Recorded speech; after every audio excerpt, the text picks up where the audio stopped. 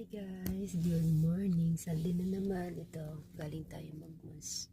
Actually, hindi ko naabutan yung mass. So, nag-grocery na lang ako.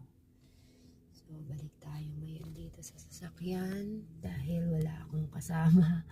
Wala yung pupuntahan ko dun sa bahay nila. So, maghahanap ako ng makakainan. Tapos, tatambayan kasi maingay ngayon dun sa bahay. Parang hindi ko feel mag-stay. So, mag-ikot-ikot ako. Hindi po madali ang buhay sa Canada. Kaya, yung naho-homesick ka, naaaliwin mo ang sarili mo, tapos hindi yan maintindihan ng mga taong nakapaligid sa'yo. Kasi sa kanila, pag nag-enjoy ka, parang iba na. So, that's it. That's the reality.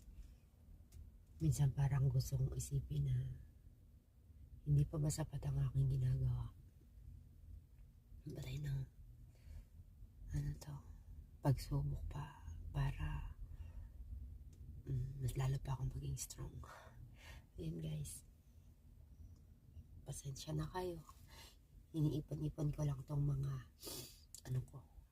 kasi mag-open ulit ako ng Facebook ko at i-upload ko nga to.